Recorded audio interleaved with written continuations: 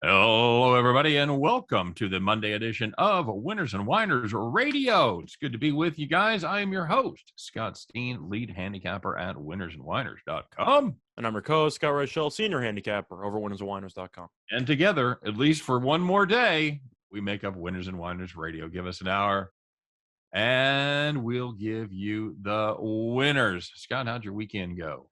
Overall, kind of the same as last week, where college football I absolutely crushed. I had a great college football Saturday, and then the NFL put me back in my place.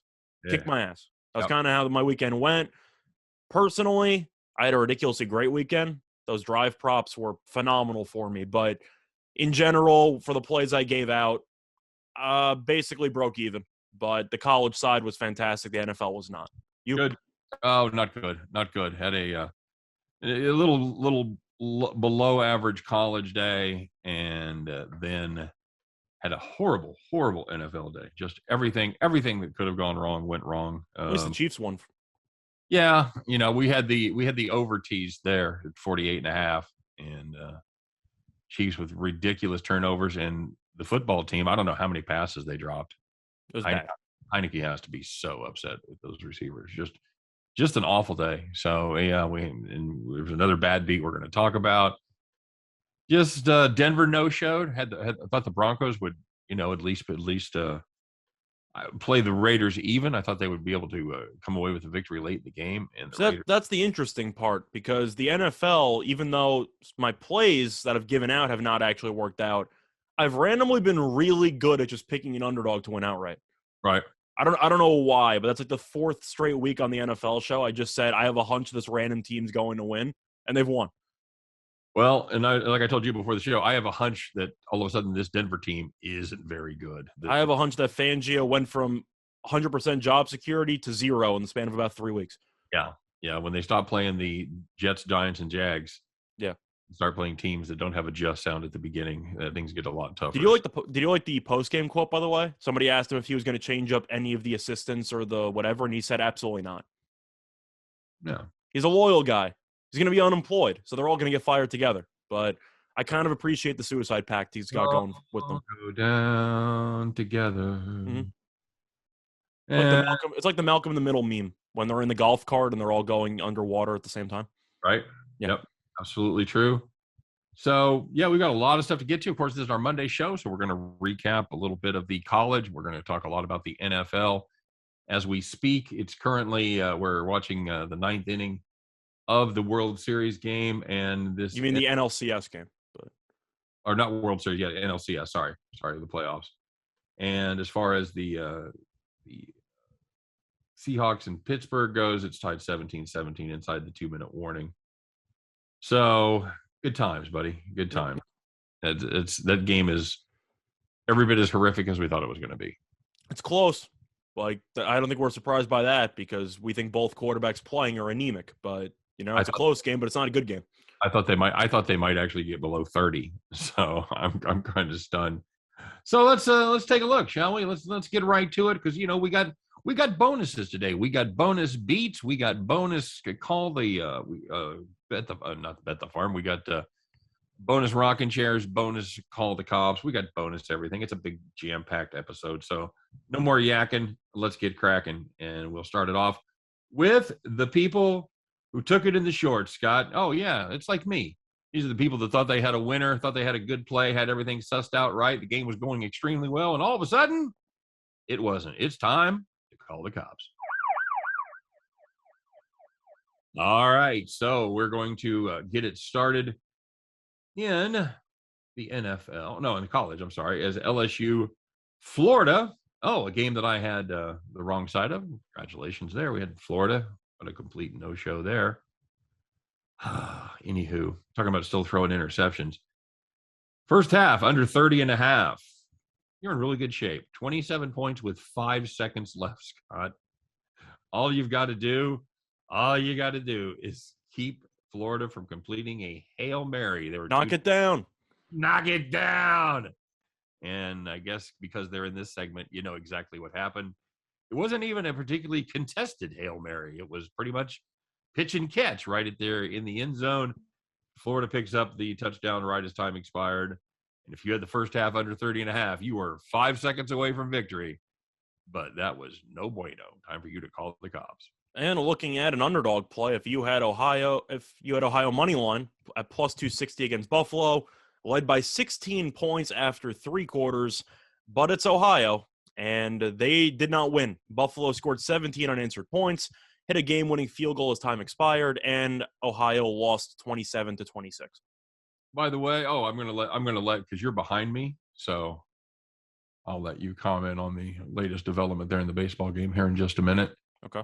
In the meantime, we're going to take a look at Georgia and Kentucky.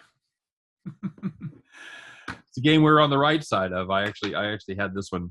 That's the frustrating part, Scott, is, we do the Denver show. We do Michael Clark's show on ESPN Radio out of Denver Saturday morning. I picked 8 college games. I went 6-2. The stuff that I really cared about, that I spent all the time on, we go 3-4. I think the problem is you're trying too hard. That's it. I literally get up and make those picks like in 20 minutes. I go, well, what haven't I picked yet? So I go through and I go click, click, click. Okay, let's play those. And nails. So anywho, I swept the board on those. Oh, did you on your plays? I took the 2 college plays that won in the joint show, so it worked. Nice. 2 birds, 1 stone. Georgia minus 21.5 playing Kentucky. Like we said, Georgia was in good shape, led by 23 points with 11:27 left.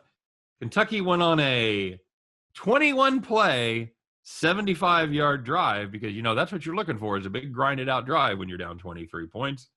And that resulted in a touchdown with 4 seconds left. By the way, Scott, they converted 2 separate 4th down plays. Now, there were some questions on Twitter as Georgia wins by 17 and does not cover about whether the coach was aware of the line. Kentucky's coach. Correct. Calling timeouts, making sure that they had an opportunity to score that last touchdown. Well, in post-game interviews, when you start mentioning who's favored and who's not, I do think something. Sure. How do you not know that? I think you should in this day and age. I still made the argument that you should be using it to leverage your job security. If some coach wants to get rid of you and you say, well, if we're projected to get our ass kicked and yet I'm 17-5 against the spread, then technically I'm exceeding what I was supposed to be doing, right? Dreamer. I think you can make that argument if you think you're going to get fired 90% of the time. You might as well just throw whatever you can and see what sticks. Right as you're walking out the door, as security is helping you pick up your shit. Do you know how much money I made the boosters by laying the 3 points against I don't even know against who, against LSU the other week?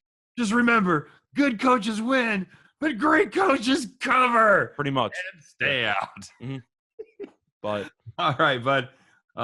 It's your turn. Go ahead. So looking at this one, this is the NFL. Oh, do the Cowboys-Patriots. I'll do this one. Yeah, we have 2 for the Cowboys-Patriots. We'll start off with the worst of the 2 beats. If you had the Cowboys-Patriots first half over 24.5, you had a 24 points with 2:40 left in the second quarter. Cowboys had 1st and goal at the 1-yard line. So you just need any points of any kind, 2 handoffs, no game.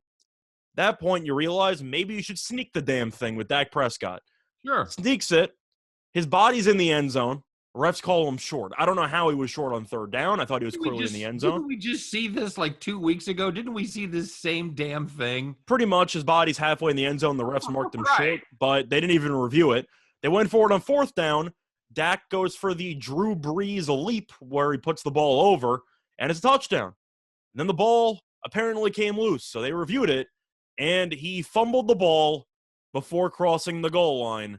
So the touchdown was taken off the board, and the first half ended at 24. Brutal. 4 shots added for 1 yard to win a total over, and you end up losing. Absolutely brutal because I've got the Cowboys there, so I'm pissed. Well, that's going to take us into the other beat we're going to talk about in a little bit, but yes. It certainly is. All right, so this is the one I wanted to do because it's a personal one for me. We had Minnesota, Carolina as part of a teaser. We had teased it from 45.5 up to 51.5 and taken the under. Also another beat attached to it, though. What's that? Oh, yes, there's also another beat attached to this. This is Carolina, they've got the ball. first and 10 from their own, probably about their own 2-yard line. So in 3 plays, they pick up 2 yards. They run it once to be fancy, just to get out of the hole. They get 2 yards, 2 incomplete passes. So I'm sorry, they went nowhere. They had it at the 4. So it's 4th and 10. That's right. They had 3 incomplete passes. So it's 4th and 10 from their own 4. Sam Darnold, Scott, I didn't think he was very good. What did you think? He was abysmal for about 3 1/4 quarters. Yeah. Well, he dropped a dime right there over the middle. 41-yard gainer on 4th and 10 from your own 5. All right, so we've still got about a minute and 20 left or so. Just stop them from going another 50 yards. Can you do that? So they get another first down. Ends up being 4th and 6 at the 32. Again, boys, just keep them in front of you. That's all you've got to do. Darnold, again, dime, 25 yards down to the 7-yard line. Holy shit, now you know how this is going to go. And that's exactly the way it went, as he was wide open in the end zone. They get the 2-point conversion, they tie it. And then Scott, what'd they do? They just went ahead and fucking lost anyway. Yep, they lost the coin toss, and that was all she wrote. That's all she wrote. By the way, what happened to the Carolina defense? And what happened to the Minnesota offense that had put up 17 points or 24 points in the last 2 weeks? Cousins had one of those games again where he randomly had 370 passing yards and 3 touchdowns. Well, you can tell it's a Sunday afternoon game because Cousins was good. Yeah. By the way, speaking of the joint bad beat, if you're not a teaser guy, Panthers team total under 23.5. Yep, another one. Just absolutely brutal. Okay. Well, I got the one more, which is the second edition of the Patriots-Cowboys game. If you had the Patriots plus 3.5 against the Cowboys, a lot of crap went down in the final 5 minutes. But long story short, you ended up leading by 3 with 2 minutes to go. Cowboys ended up hitting a 49-yarder field goal to send the game into overtime. Patriots won the coin toss and punted, which means that all you have to do is keep the Cowboys out of the end zone. The Cowboys might not even want to score a touchdown. They might just kick a field goal with Zerline.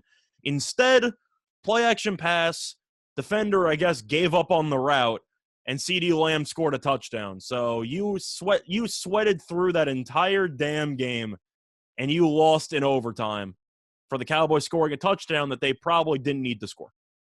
That was huge for me. It's the only game I hit, Scott. So that counts. We take those. I had Dallas -3.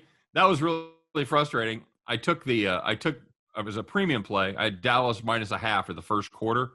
New England had scored 10 points in the first quarter in 5 games, and those were all against the Jets. Nice. Dallas had scored points in every quarter, 45 points in 5 quarters, 5 first quarters. I'm thinking that's a lock. So they come out there. The first thing they do, they go for it on 4th and 1 from the 34 or whatever. Don't get it. And that's just pretty much set my whole spiral of motion. So who do you think did a better job closing the game out, though? The Patriots secondary or Kenley Jansen? I can't even blame Jansen. He hit the ball right at him. I'm being harsh. He hit the ball right at the second baseman. Yep. It took a bad hop, but, whatever. Go Braves. Go Braves, baby. Go Braves. All right, Scott. Well, there was some good news out there for the weekend. If you were on the right side of these, you were in good shape, baby. You didn't have nothing to worry about at all because you were sitting in the rocking chair. So the first one, if you had Virginia -10.5 against Duke, luckily they weren't playing basketball because you led 34-0 at the half and you won the game 48-0. I believe I said earlier this year right before Duke lost to Charlotte in the first game of the season, are we sure Cutcliffe isn't a terrible coach? I think he's awful. You? Yeah. It's kind of hard not to make that. That's one of my alleged hot takes that really aged perfectly over the span of about a month or so. By the way, 48 points. That's about what a Duke-Virginia basketball game puts up anyway. Can you believe it, though? A QB whisperer led his team to 0 points against Virginia's defense? I'm shocked. Yeah, they're the Kansas City Chiefs of defenses at the college level. So, yep. So Scott, and what's one of the bigger shockers of the season? Arguably all time, if you look at FBS teams against each other. Yeah, if you had University of Louisiana Monroe plus 32.5 over Liberty. They never trailed by more than 14 points. They led by 14 points after the third quarter. And after Liberty came back and had a furious comeback to tie it, Monroe kicks the game winner as time expires. Hell of a kick, by the way. 53. It was. It was. It's a hell of a kick for somebody at that level. You don't figure those the group of 5 schools are going to have the kicking prowess that the Power 5 conferences usually do. Monroe wins by 3 points. Holy shnikes, Scott. Plus they were plus 3,000. Plus 3,000? Yeah. Good hit right there. What else you got? So if you get Fresno State and Wyoming under 53.5, you had 7 points at halftime, and the game ended 17-0. So that's pretty easy when one team doesn't score. You know what the Cowboys are, Scott? Offensively challenged. Nah, not that good. Not that good at all. They almost lost to UConn a couple weeks ago. Yeah, the Ravens -3 over the Chargers. By the way, I had the Chargers in a teaser plus 8.5. How could that not be a lock? Holy shit. That Chargers team, I think they left half the team back in LA because the Ravens, I heard it was a very windy day, so maybe that's why the offense was awful, but they cannot stop the run to save their lives. No, they don't. I don't think they were getting blown around as they were clogging up the lanes to stop the run. They had the Ravens had a bunch of 2013 All-Stars or Pro Bowlers who scored touchdowns in that game? Pretty much. Oh my God, number what was it? Number 7? No, Le'Veon scored for the first time in like 2 years. Devontae Freeman's still in the league. Latavius Murray scored again. What weird number did Le'Veon Bell have? Like 17. 17, yeah. Well, it's just, I don't know. But anyway, they led by 11 at halftime. They win by 28. Chargers, complete no-show. Just a dreadful game by LA. If you had the Ravens -3, congratulations. You were sitting in the rocket chair. And the last one, if you had the Rams -7.5 against the Giants, you led by 25 at the half, and you won by 27. Yeah. That was the other half of my teaser. Of course it cashed. Well, you lose one, you know the other one's sweat-free. Lock. There you go. Seattle walks it off. That's not a walk-off. They're going to overtime. Oh, I'm sorry. My camera's in front of the other Give me side. fantasy points. Sorry, buddy. Yeah, that is my fantasy kicker. Sorry, I had the camera in front of the other side. All good. All right. Well, let's find out. Oh man, we had so many for these next two. We had to really sort it up, and we're going to have an honorable mention, for this next one. But this one you got to go deep because we don't always we're not always skimming the surface. It's also one that you can't gamble on. But we'll get into that in a second. Yeah, you're putting on your scuba gear. You're diving deep, and that's exactly what we did for this one. Let's find out who's wearing the golden feed bag, who indeed is the donkey of the day. Can I do this one? You certainly can, sir. Cool. So I wanted to do this one because it involves a college in the state that I went to university at. However, it wasn't the Wisconsin Badgers. Instead, it was UW Platteville in D3 college football. Do you know where Platteville is? It's in Wisconsin. That's all I got. Okay. Anyway, you had quarterback Colin Schutz, I believe is how it's pronounced, and he was in quite a rivalry game. And he's a senior, by the way, so he has a lot of experience. And to set up the situation, Platteville was down 1 with about 5 seconds to go. Who were they playing, Scott? They were playing against Lacroix, I think. Was it?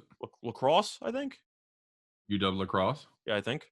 Okay. But anyway, point is it was a rivalry game, and they're well within field goal range. They have no timeouts, so my question for you is running clock, first down, you're in field goal range. What do you do? It's right before halftime, by the way. No, it's right before the end of the game. No, that was first half. That was not first half. It was first half. That was first half? Yeah. Really? Yeah. First half. That's a high-scoring first half. Yeah, it was 17-16. Or 17. 17. It was like 20. It was like 20-something, 20-something. No, are you sure? 100%. No, I'm like 90%. I'm like 90% sure they lost in the game. I thought that was half. Anyway, so tell us what happened. And I'm gonna have I'll have the correct information by the time you're done. I believe the score was 26-25 or 27-26. But anyway, point is that they're supposed to spike the ball, set up the field goal, win the game. The senior quarterback, instead of spiking the ball, accidentally took a knee. And the clock ran out. And his team lost by 1. So instead of spiking the ball, he lost his team the game. Now, I know that there's a lot of pressure And I know that you might not be, maybe Platteville's an awful team and you're not used to actually winning games. But do you think you'd ever make that mistake of accidentally taking a knee instead of spiking the ball? That happened to Kirk Cousins a couple of years ago. I don't know how that would ever happen to somebody. The other thing is, I think that I think this school, this Platteville school, I think it's like an A&T school, like an engineering school. So you should have like extra smart people going there, is what I'm saying. They played against Lacrosse, by the way. I was right. I know. Yeah, 9 seconds left on the clock. That was the end of the game. They lost 24-23. You're right. You're right. I thought for some reason that was first half, but yeah, you're right. I said 26-25. Whatever. They lost by 1 point. Mm-hmm. Yeah, that was to end the game. So yeah, it's even worse than I thought because I thought that was a halftime thing. But yeah, that was brutal. I know that he's a D3 guy, and we're digging deep because it's not really gambling related because you can't really gamble on D3. But you really took a knee instead of spiking the ball with 5 seconds left against a rivalry. I wish we had. I wish we had. You know, we could. I wish we had that tape to show. I wish we had access to the tape to show. I know where it is, but I can't show it on here. No, you can't do that. So just look it up. You'll find it. You have an honorary donkey of the day by any chance, Scott? I do. It actually comes from the Sunday night game. You have a very outspoken safety who has been given a huge contract. Shout out to the Jets for fleecing the Seahawks. I like this better than roasting an 18-year-old kid, by the way, or 19, whatever he is. You just rarely see that Neil situation, so he had to talk about it. But anyway, Jamal Adams has had, let's just say, a rocky time so far in Seattle, mostly because he's a safety who can't cover anybody. Anyway, during the pregame intros, they always have the players come out, and they're supposed to say their school. Nowadays, they kind of just say random gibberish at this point. But Jamal Adams came out, and instead of saying LSU, he said best in the nation, referring to himself. The ironic part was that underneath his name, his Pro Football Focus ranking was listed, and he ranks 65th out of 84. So he's not even close to being half as good as the average safety. Not exactly an ideal stance to take, don't you think? Not even top 50 in the nation. Yeah, not even top 50 in the nation. That's just brutal. In Zimbabwe, maybe? That's absolutely Russia? I don't know. Oh, my God. Oh. If you're going to say best in the nation, at least be top 10. You know? Top half? Top half. Top half? Top 50 percentile. We're not asking for much. And I know that the PFF grades aren't always the Bible. They're not always the end all be all, you know. Even eye test, though, he has not had a good year at all. No, you can't call him one of the best safeties out there. It's not possible. He's one of the best pass rushing safeties. So maybe the first ever. Yeah. Besides Polamalu every 3 times every game. That was basically all he did. Polamalu played sideline to sideline. Polamalu was one of the best safeties of all time, but I'm saying he was, I guess, the first kind of half blitzing safety. Well, I mean, that was all improv. Polamalu, yeah, he wasn't a cover guy either. Yeah, but he played like a hybrid linebacker kind of position. Pretty much, yeah. So, all right, so let's find out who had to shake their head and just roll their eyes, Scott, because you know the drill. You're not mad. You're just disappointed. Did you watch this live, by the way? Because I actually was. I saw the whole thing. No, dude. I was in various cars and stadiums seeing shitty football. Because the game ended after midnight or 1 a.m. Eastern time, so I actually wasn't sure if you got back in time for the end. No. Okay. No. I probably was, but I had enough football at that point. Okay. I'd gotten hammered on my bets, and nice. I'd seen. For those of you that didn't know, I went to see Mizzou play, and you won your bet at the Mizzou game though. I did. I had you had A&M. I had A&M, but I did not. I also had the over in that game. That game died. It did. They were sitting 31 at halftime. I'm in great shape, and some of the worst play calling. I don't know if you watched that game, but some of the worst, most conservative play calling by Drinkwitz I've ever seen. I watched the first half, and I was done after that. And no sense of urgency, running no kind of speed options, and they're not picking up the pace, running the football. 3rd and 8 from their own 15, they run the football. But surprisingly, though, The play calling wasn't the most painful thing that the SEC had to experience over the weekend. No. This is the Tennessee Ole Miss game, and this got ugly, Scott. As Tennessee fans, they were throwing objects onto the field after a quote unquote blown call in the fourth quarter against Ole Miss. It wasn't a blown call, by the way. That's why he said quote unquote. Yep. But it was short. The game was delayed for 20 minutes as they blew their freaking Rocky top. They were also hitting their own cheerleaders. Yeah, it's wrong for on so many levels. They ended up continuing the game. It ended in pure Tennessee fashion, where Tennessee's quarterback, with no time left, ran out of bounds instead of throwing it to the end zone, which was hilarious to me. There's a good case for Donkey of the Day as well. That's a good one, too. But the point is that Tennessee as a whole, the fans, they threw a golf ball that ended up grazing Lane Kiffin or not, but you're throwing mustard bottles, you're throwing golf balls onto the stadium, you're hitting your cheerleaders. Titleist 4? It might have been a Titleist 3. But it was just a really, really abysmal showing by the fans there. I get you're passionate. I get you think that your team was robbed. No. You weren't even robbed. You were actually short. But still, you can't start throwing stuff on the field and hitting people. No, that was classless. And I expect Tennessee to get fined. I expect them to probably play their next home game with no fans. You? No, nothing like that will happen. I'm actually curious what the punishment would be for that. How big's the fine? How big is the fine? What do you think? 6 digits? I don't even know that they fine schools like that.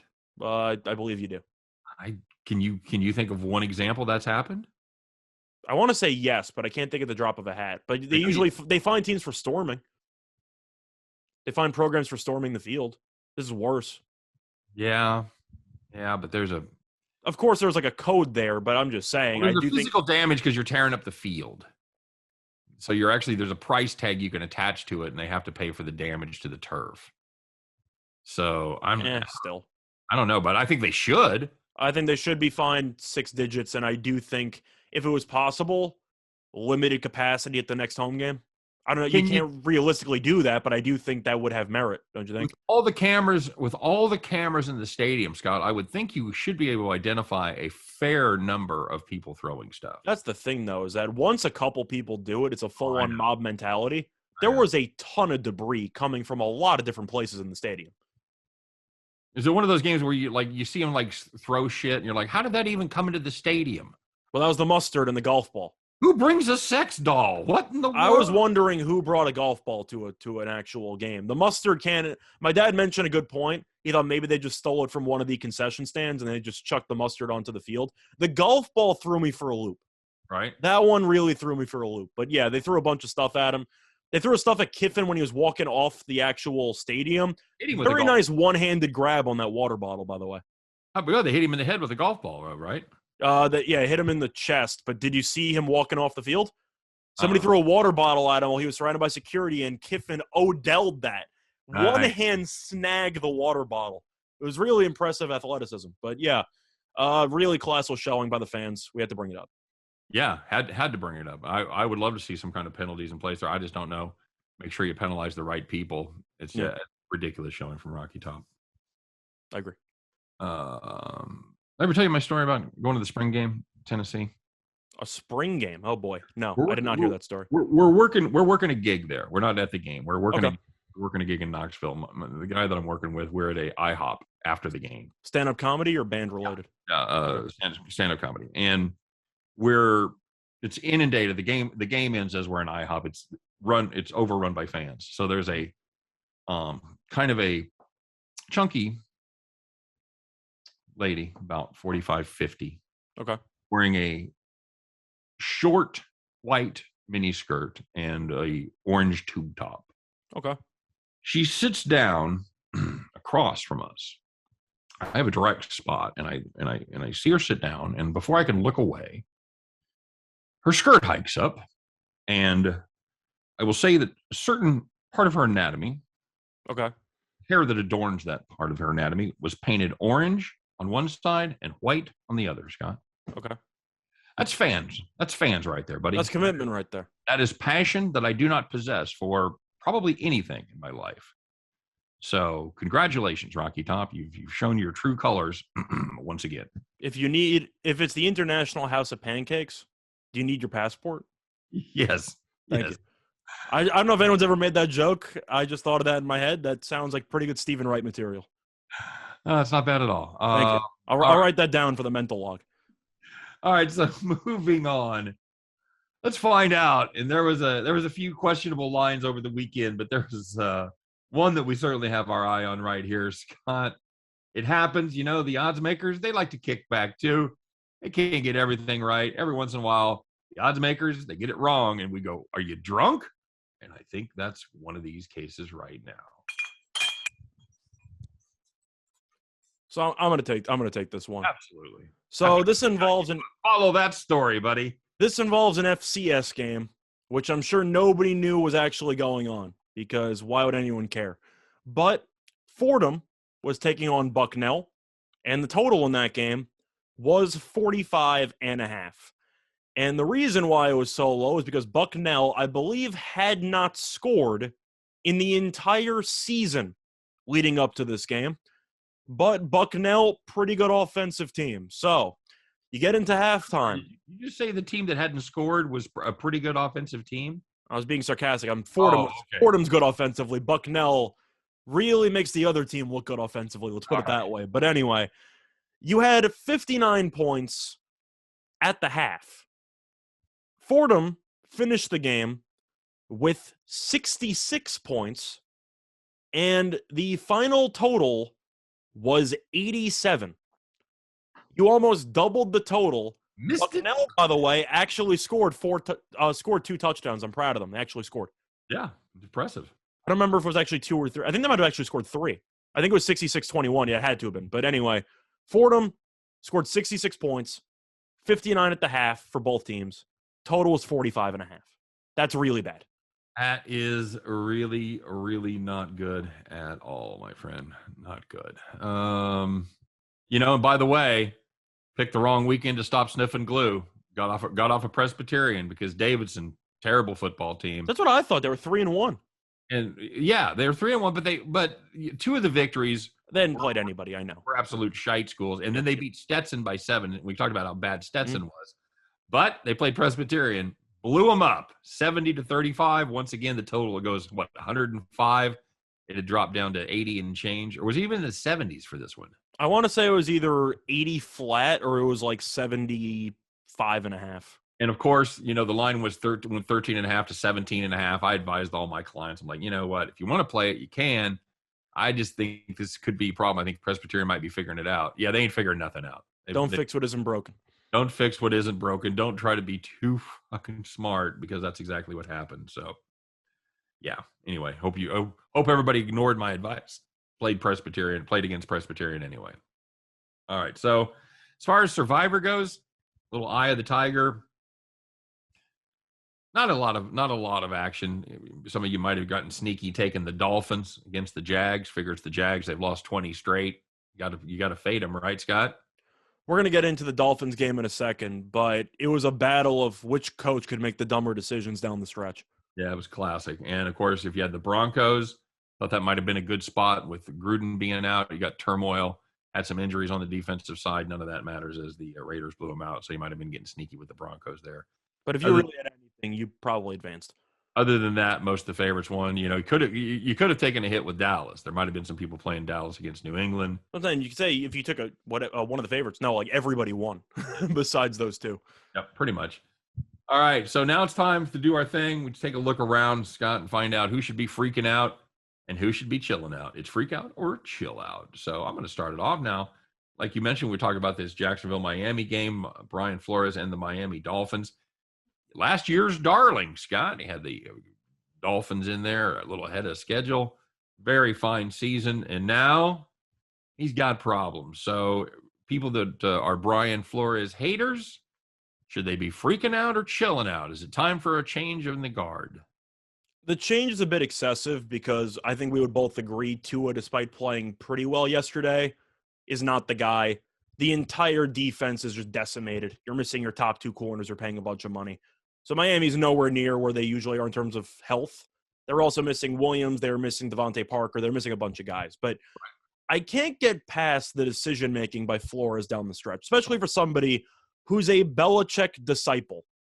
I don't know what the hell was happening down the stretch. He burned 2 challenges, which resulted in 2 lost timeouts in the span of 30 seconds with about 6 minutes to go in the game. And on top of that, it's 4th and inches. You're at your own 45. And there's 2-3 minutes left in regulation. 2 minutes or so. Yeah. You have Jacoby Brissett, who even if you don't exactly like as a quarterback, he's a huge human being. Mm-hmm. He's 6'5", 6'6". Yeah, he's not known as a running quarterback, but neither is Brady. That's not what you need. You don't need a running quarterback. You need an inch. You need a leading quarterback.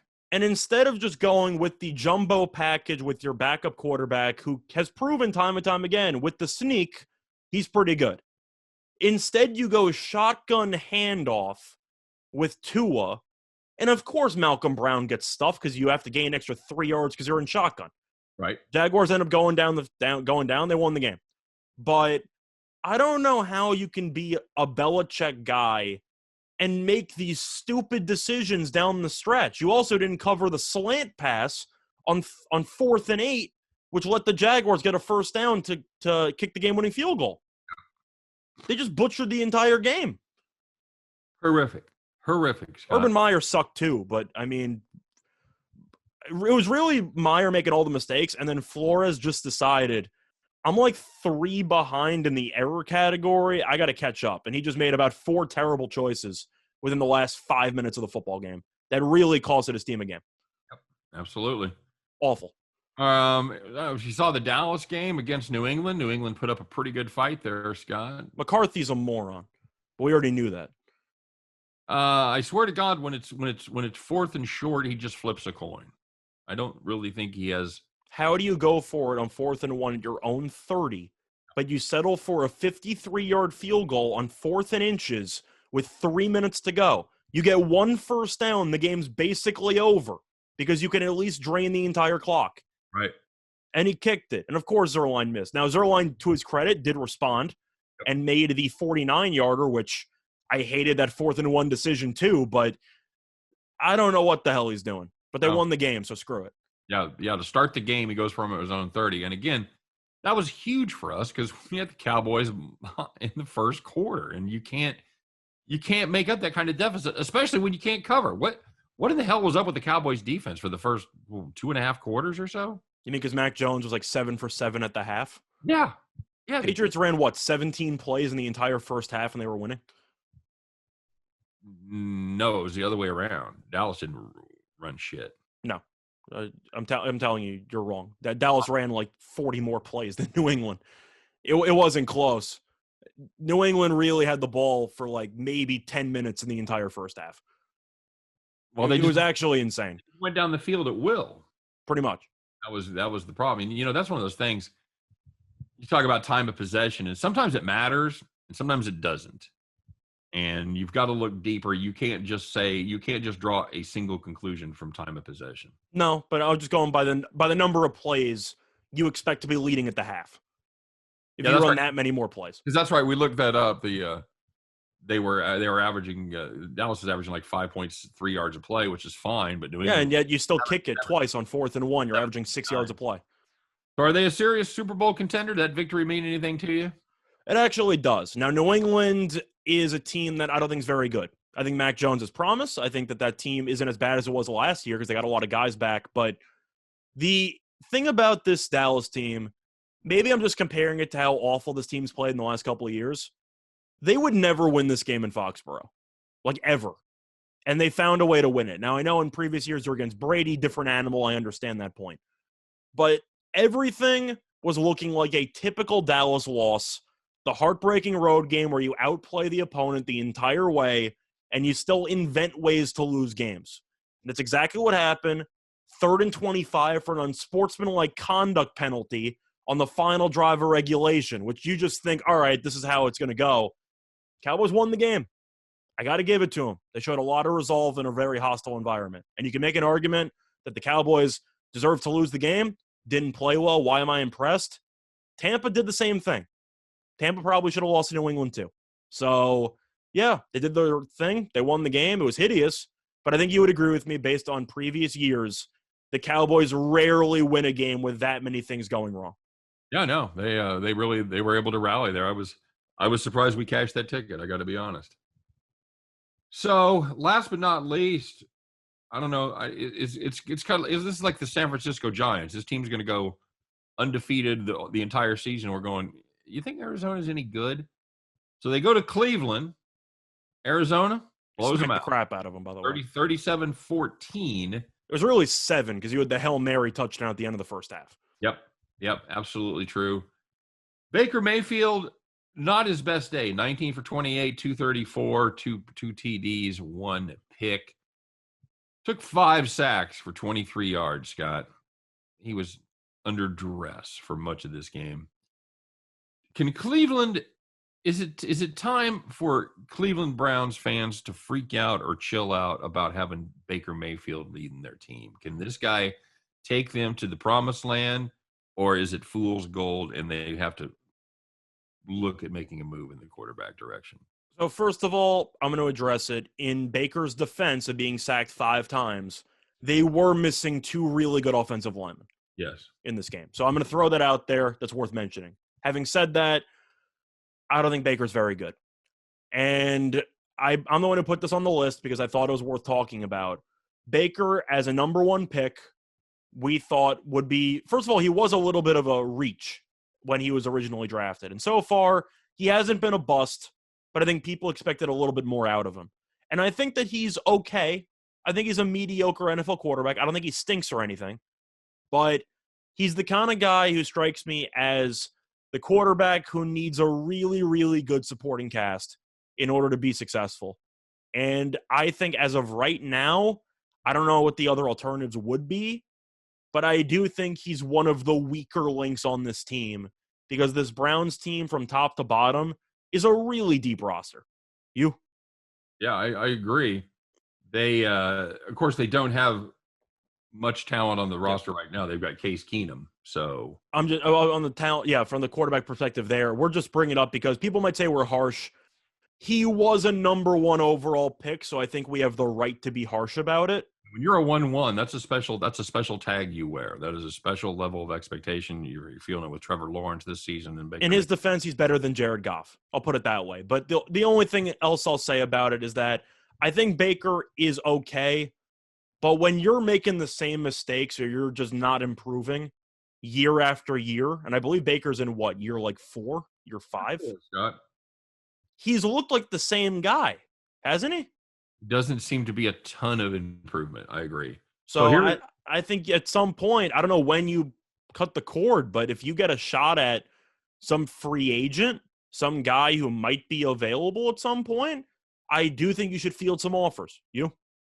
Yeah, I agree. So he's due $18 million next year, which is not terrible compared to other quarterback contracts in the league. No, it's the last year of his deal, and they prorate the signing bonus into it and everything. So it's funky cap math. But how much money do you think he's going to want with the new contract? That's the question. That's the question because these guys are getting 35, 40. And he's a former number 1 pick, which you know his agent's going to factor in. Mm-hmm. So if he asks for $30-something million, which I'm sure he's going to ask for, you might hang up the phone on him, but that's what he's going to ask for. What's the ceiling you'd pay Mayfield? Because I'd probably pay him, I don't even know, like 20 tops? 2025, I would think. Yeah, I think he's fine, but I don't think he's really a ceiling raiser. I think he's a decent floor quarterback, but if you're competing for a Super Bowl, I think you need to do better. But here's the thing with that defense, with the running back situation the way it is, the window is now. Yeah. Window's not 3 years from now when we get another quarterback and get him up to speed. That window is closing or will be closed in 3 years. So you've almost got to figure out something to do with him, right? I think you have to try, but at some point you got to just look in the mirror and say maybe after this season, maybe after next season, as you said, the time is now. And if you're relying on the defense and everything like that, you can't have a quarterback who makes a lot of mistakes in the pocket as a somewhat of a gunslinger, which is what I'll call Mayfield. I just think the issue is that he doesn't have enough arm talent to get away with the throws that he thinks that he can get rid of. He thinks he's Favre, and his arm talent's just nowhere near the same level as Favre.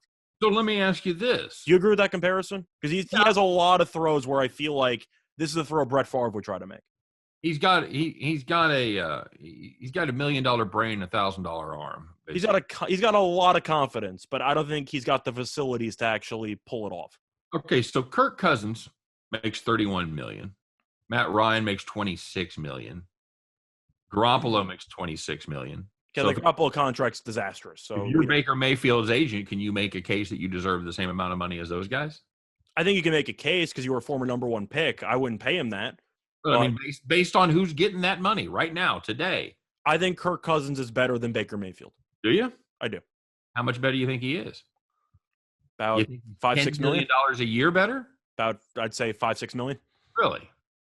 Give or take. Cousins had a very good year. I know he always has these terrible moments, and he always, seems to fall short in some situations. So does Baker. You can really make the case about both, but Cousins can put up these huge stat line games. You know what? When you're missing your best running back and two of your offensive linemen, and Hunt also died halfway through the game. They were missing a bunch of guys. They lost him in the third quarter? It was bad. So, Arizona had no head coach who was missing Chandler Jones, but it was still bad. But I'm not saying your take is wrong. I'm just saying this may not be. I'm being harsh. The best opportunity. I'm being very, very harsh. But I do think as a number one pick from the past, you need to try to raise your team's potential a lot more than Baker has in the past couple of years. Yep. Which I think is a fair statement. Yep, agreed. All right, so let's take a look at this. And I can't even remember all the stats on this. Let's find out. This is a heartbreaker for me personally. Scott, I had to do it. Get ready to blow the trumpets. We're going to find out who today's gambling hero was.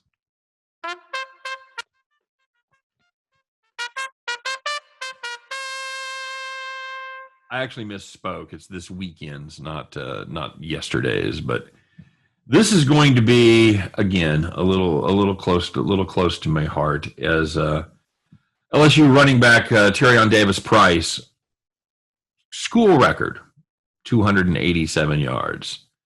You would figure, who would you figure might have the school record? Maybe Allaire? Figured Fournette. Fournette? Another good guess. Yeah, no. 287 yards, 3 touchdowns. LSU pulls off the upset over Florida at plus 375. We had Florida to cover that number. Florida had been very good against the rush, while LSU had done less than nothing on the ground, Scott. This came out of nowhere. So just a fantastic day for Davis-Price. Horrible day for everybody that thought they knew something. Yeah, my guess would have been Fournette. You maybe could have went with the sleeper guess and chose a Darius Geis if you wanted to go for one of those. Me too. Well, he got thrown into the league for domestic violence, but he was a good college running back. But still, he was fantastic. It seemed like every time you looked up, he was open 20 yards downfield. Unbelievable. Unbelievable. That's what he thought Florida was going to do in the game, because Florida's averaging like 300 rushing yards a game. Yeah. Just made no sense at all. Just up is down, down is up. That's the way my whole weekend was. Sometimes, man, you have those weekends and you're like, you can't miss anything. Everything you put down, it's absolutely correct, 100%. Well, that was me with drive props, but nobody cares about that. No, because we don't have them. We can't. I know. You and your little rinky-dink fucking back alley operation that you're part of. It's not my back alley operation. It's whatever the hell these other people in charge are running, but I appreciate it. Just remember, we're not doing this show just for you and me. Other people see this, so be careful. Yeah. All right, buddy, let's do it. Let's come up with a play, shall we? We've put our heads together. We've taken a look at the numbers. We absolutely have an opportunity here. Well, actually, before we fully get into that, we got to talk about the other We got to talk about the other baseball game. I don't want to talk about that. You want to talk about anything? Go ahead. What do you got? I was going to say, you got the Houston-Boston game 3. Mm-hmm. And each of the first 2 games, I feel like Boston's kind of dominated about, I don't even know, like 16 of the 18 innings in this series. Yeah. And yet it's 1-1. Yeah, that's about right. So do you think there's automatically value on Boston just based on how they've looked in comparison to Houston so far in the series? Or do you just think they're going – plus they're going to Fenway, which also helps. Or do you just think Houston's the better team, take the plus money with Urquidy? Over. Total's at 9. So it seems like they're starting to adjust to these offenses, which we did. What was it before, 8.5? It was about 8.5 or 9, depending where you shop around. Okay, so we're going to Fenway and they raised it half a run. Full run. It was 8 flat and Minute Maid. I saw some 8.5 out there, but anyway, It might have been for game 2, but game 1 was 8. No, I was talking about game 2. Do you want to lay juice with Eduardo? I don't. No, this is I'm ride or die with the Astros here, buddy. Yeah. Red Sox played very good baseball, but I just can't believe that Boston bullpen isn't going to come up and jump up and bite them in the ass. That's fair. I'm going to go with Boston in this one. Really? Yeah, for me, I just think Boston at home, I think they'll take game 3. I think it's going to be a war of a series. I could see this going 7. Yeah. So I think you'll see them be tied 2-2. I'll tell you what, whichever team loses this game, I'd bet on to win game 4. Okay. I don't see a 3-1 situation. Do you? I think this is going to be a really, really tight series throughout. I agree. I think that's exactly the way it's going to go down. So for the record, Boston small favorite here, somewhere in the neighborhood of -118, -112. DraftKings has it -125. So there's your Astros price if you want to play the Astros.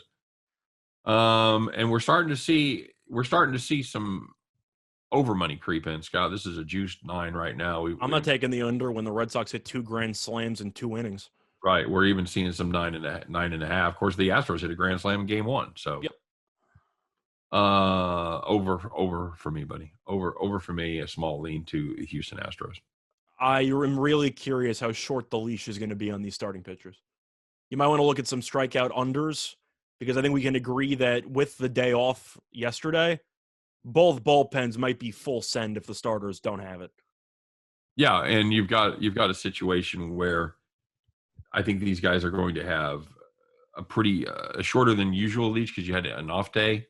Well, it's a huge game. I mean, you're tied 1-1, game 3. It's not as important as game 7, of course. Well, but what I'm saying is everybody should be available after an off day. I'm saying they should all be available. And in addition to that, it's a game where you really do want to go up 2-1. Like it's a huge difference being up 2-1 compared to down 2-1.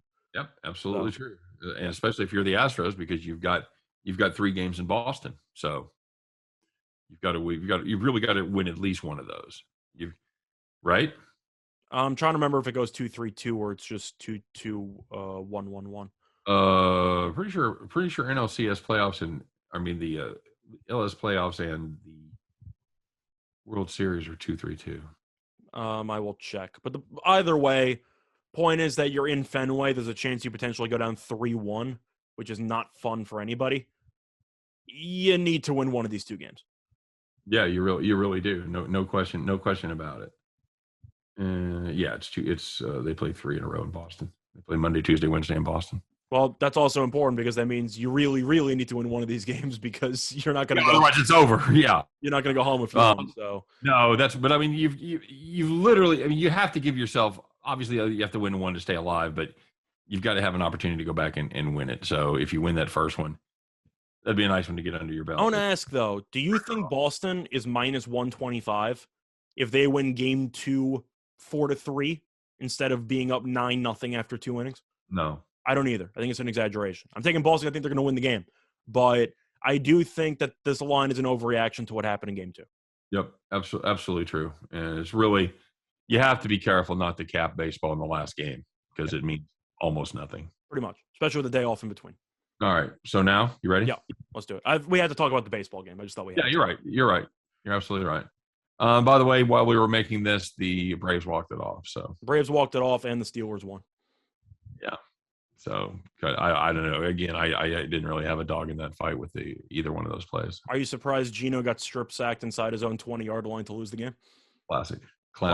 Thank you for the draft pick, Seattle. I appreciate it. Beautiful thing. Yep. All right, we have put our heads together, Scott. We have come up with a football play for today, and it's one that we're kind of fond of. Got to be honest with you. Let's find out what it is, folks. Get ready. Put on those overalls. Climb on your John Deere. Fire that bad boy up and get ready to bet the farm.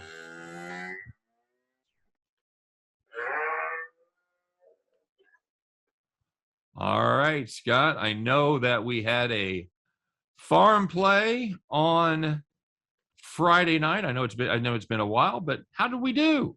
We had game 1 of the ALCS, Red Sox Astros over 8 runs, and it landed 9. Hey, you know how we talk about having those overs when it's a odd number like that because you can get the 4-4 automatic win or push? I mean, the even numbers. Or the even numbers, rather. Yes, that's exactly what happened there. It was 4-4. Automatic winner. Thank you very much.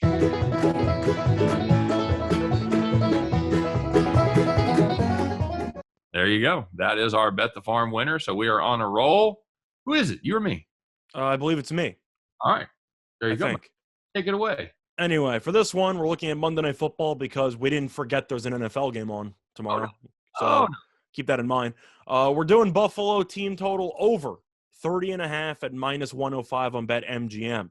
Bills, by the way. Against the Titans, yes. Bills, numero uno in scoring, and they're averaging 39 points per game in their last 4 after the loss to Pittsburgh in week 1. Now, looking at everything else, they've scored at least 35 points in each of those 4 games. Tennessee, defense, not good. That was the case last year. It's also the case this year. Ranked 24th in scoring defense, but that's already bad. They've also played against the Jaguars and the Jets. So against awful competition, they've been terrible defensively. We get the number 1 offense with basically everybody healthy, trying to absolutely torch a non-existent pass rush and an underwhelming secondary.